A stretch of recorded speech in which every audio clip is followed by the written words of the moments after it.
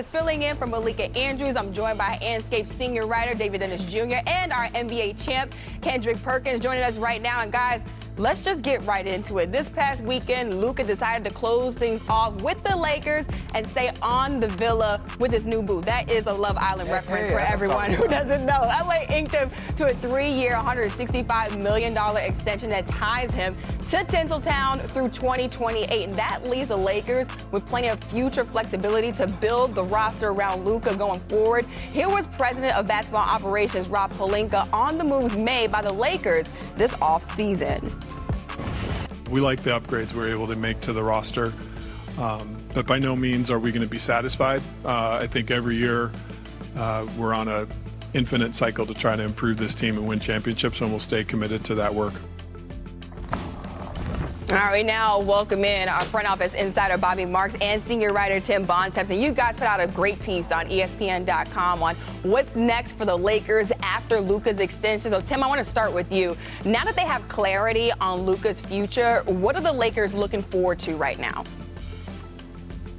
Well, as Rob Pelinka just said in that clip there, I mean, the goal for the Lakers every year is to try to win a title. And last year, they obviously lost in the first round in 5 games to the Minnesota Timberwolves, who went on to lose in 5 games in the Western Conference Finals to the Oklahoma City Thunder, who went on to win the title. So to get to be a championship team, the Lakers have a lot of work to do. Now, if you want to look at how are you going to build around Luka Doncic, go look at what Dallas did, right? You had a bunch of big two-way wings, some rim-running centers with him. That is a formula that's led to a lot of wins for Luka Doncic in the past. However, every team in the league is looking for two-way big wings that can shoot.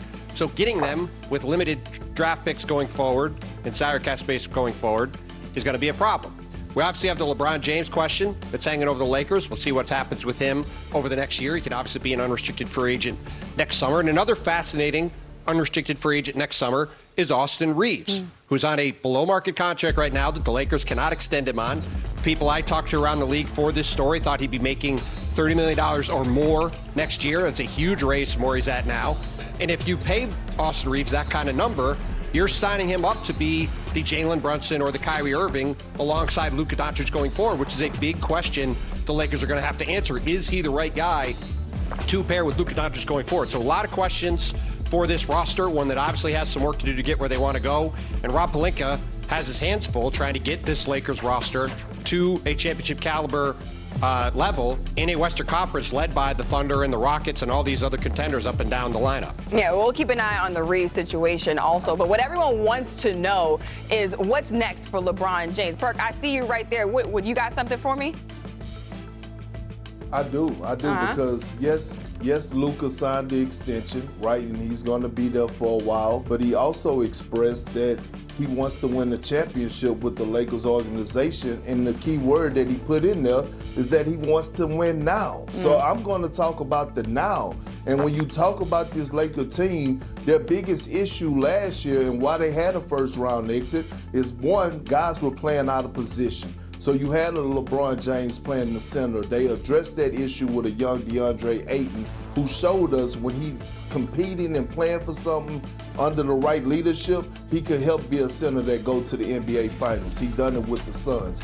2, can Austin Reeves be a third option of offensive player on a championship contender? Absolutely he can. When you look at his numbers that he put up last year, 20 points, almost 6 assists, 4.5 rebounds, it was damn near similar to Ja Morant. And so when you think about Austin Reeves and what he could do, and then they address the position of the perimeter defender, but perimeter defense, and add Marcus Smart, because we saw what Anthony Edwards did to them last year in the first round. The Lakers are right in the thick of things, and last but not least, they're finally going into training camp healthy. Jared Vanderbilt, healthy. Right, Gabe Vincent, healthy. Under J.J. Redick in his second year of coaching with a hell of a coaching staff, the Lakers are a legit title contender right now. I'm not picking them, but they definitely are a real title contender. And Perk, those are all valid points right there. Let's switch back to LeBron James. Everybody wants to know what the future of LeBron James is with this Lakers team. So, Bobby, what are the options here for LeBron with 1 year left on his contract? I mean, this is an unprecedented situation here, and I'll kind of set the stage for you. Here we have a 40-year-old LeBron James who continues to play at an all-NBA level, and the only thing that's guaranteed is that he's going to be an unrestricted free agent next year, and that's because he opted into that contract here. I think when you look at it from the Lakers' perspective, it's ironic. They're a team that's going to have $50 million in cap space next offseason, but guess what?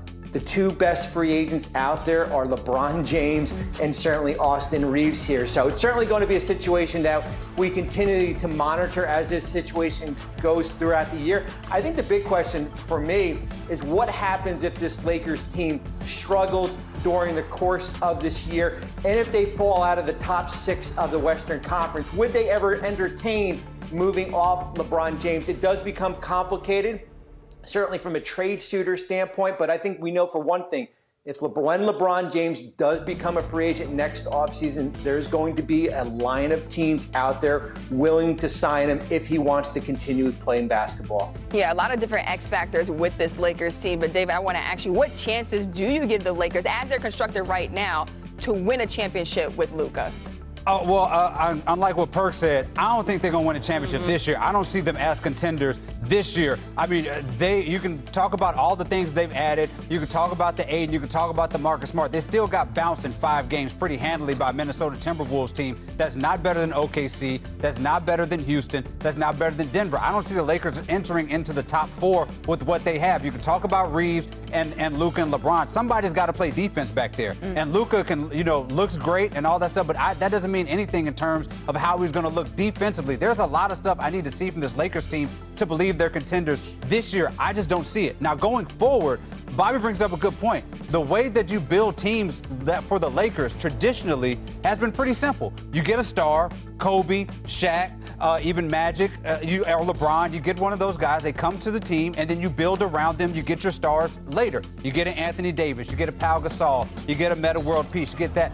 The NBA doesn't work like that anymore. You have your big star in Luka, but who are you going to build around him after LeBron James is gone? Because we're assuming that after this year he may be gone, but definitely in a couple years LeBron will not be there. So now you have to build a roster around Luka that is going to compete with an OKC, and it's a lot more difficult to do now than it has been traditionally for the Lakers. I just do not see a lockdown championship for them in the next 3 years. Yeah, Perk, I see you giving the meme mug. I know you want to say something. What I do this time, Perk? What I do this time, Perk? Because I'm asking, go and get a former #1 pick who's just knocking at the door of his prime, and DeAndre Ayton is not adding a piece that values that fits around Luka, a guy that could be a lob threat, a guy that could be a pick and pop guy, a rim runner that they need. Go and get a Marcus Smart, who I believe is 31 years of age, adding him to the roster, a defensive guy that Luka actually made phone calls to because he wanted him on the roster and know what Marcus Smart brings to the table. Is not building and going in the direction of adding pieces. That is adding pieces. That they did an exceptional job, especially at the number that they got those 2 guys in.